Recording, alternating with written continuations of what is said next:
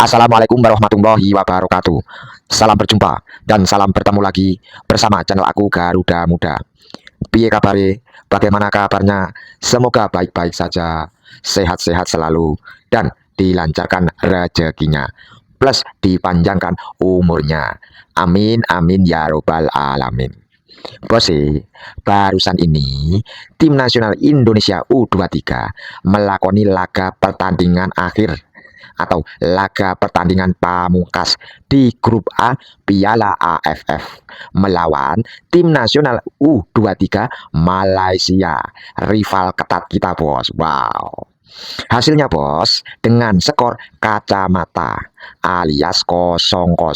Wow, tentunya bos, dengan hasil ini memastikan tim nasional Malaysia U23 tersingkir terlebih dahulu di babak penyisihan alias angkat koper terlebih dahulu.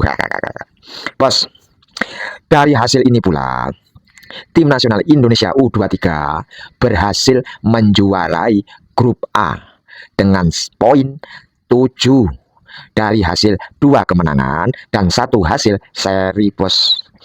Dan di posisi kedua diikuti oleh tim nasional Filipina setelah berhasil memperoleh kemenangan melawan Brunei Darussalam.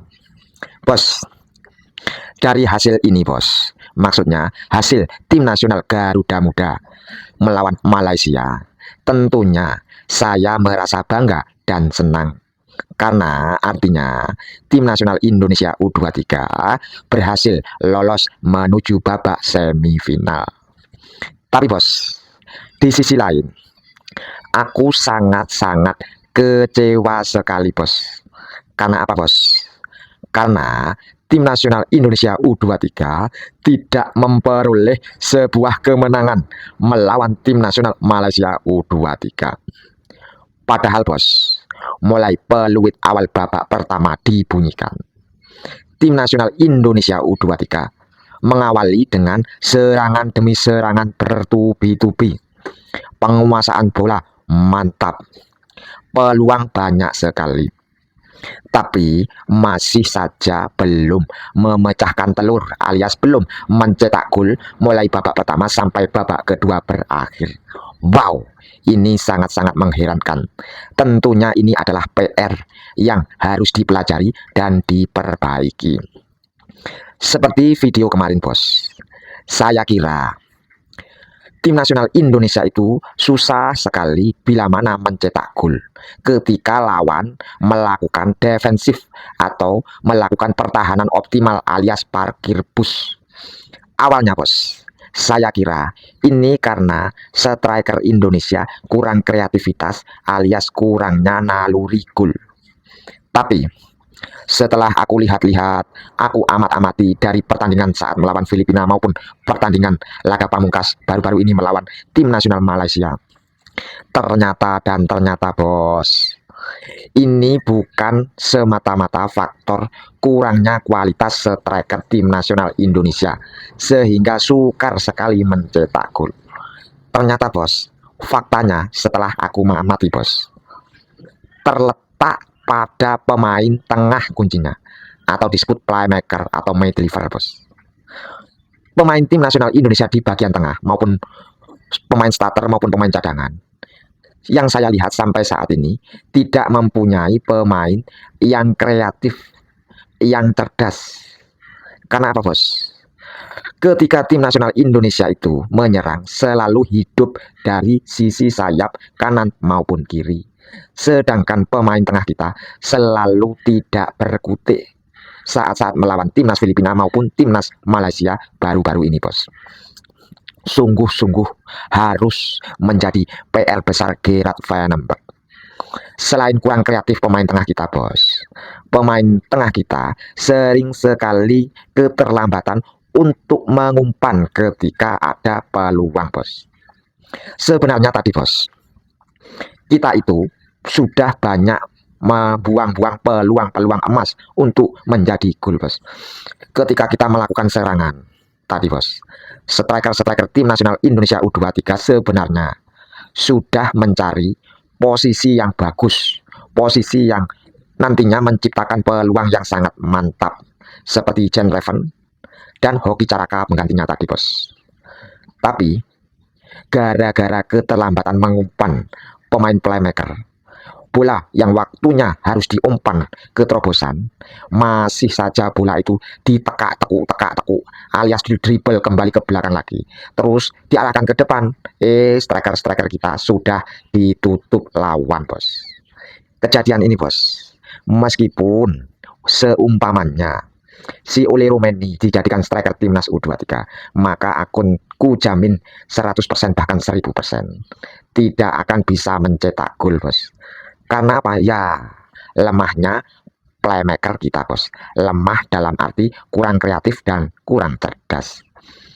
Mereka itu selalu memberi bola atau mengumpan bola kepada striker ujung tombak kita pada saat striker tim nasional Indonesia di posisi sulit. Gimana mau bisa mencetak gol bos?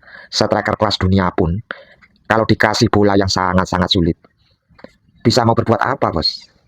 Ya begitu-begitu saja, akan susah sekali mencetak gol.